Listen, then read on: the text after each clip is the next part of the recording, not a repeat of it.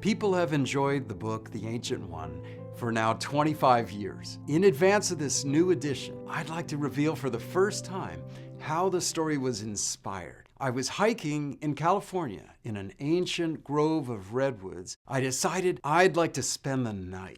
So I did. I leaned up against a particularly old, gnarled redwood tree, and I stayed there all night long. By the time the first rosy rays of dawn touched those upper branches, I felt like that tree was a friend, and I wished I could ask it what it had seen in its long, wonderful life.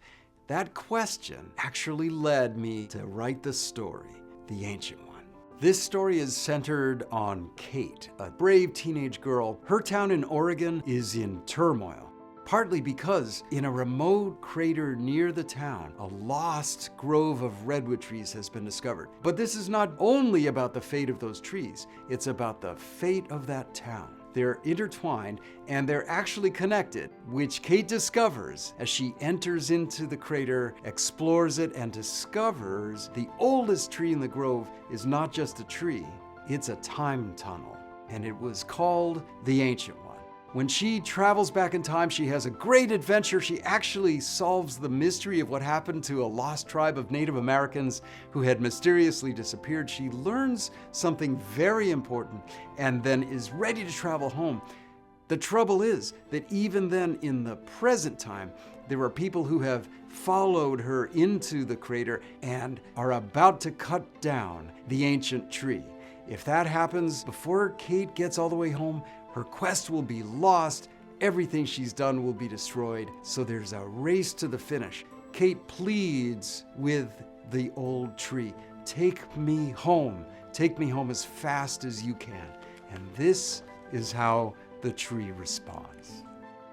This will be hard for you, very hard, for you are of a race that has forgotten how to stand still, to stop all running, all racing, all searching, to sink your roots in a single place, to watch the seasons roll past by the thousands, and to stand tall and straight, anchored equally in earth and sky, to bend with the wind but not to break, to bear your own weight gladly.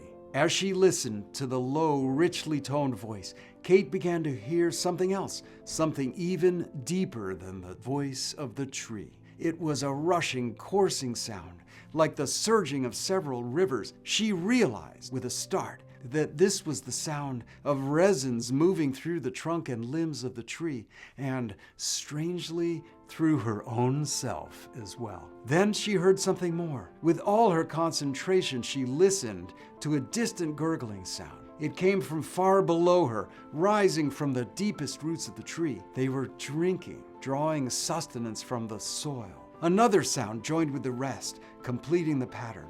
Like an intricate fugue, it ran from the tips of the remotest needles all the way down the massive column of heartwood and into the roots of the redwood. Back and forth, in and out, always changing, always the same.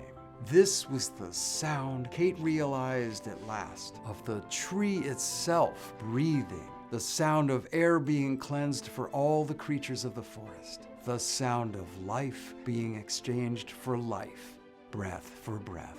"Oh, great tree," said Kate in wonder, "I feel so young, and you are so very old." A full resonant laughter filled the air, stirring even the sturdiest branches. "Oh, I am not so young as you, perhaps, but old I surely am not.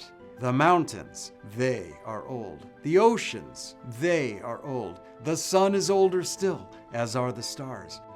And how old is the cloud, whose body is made from the vapors of an earlier cloud, that once watered the soil, then flowed to the river, then rose again into the sky? I am part of the very first seed, planted in the light of the earliest dawn. And so are you.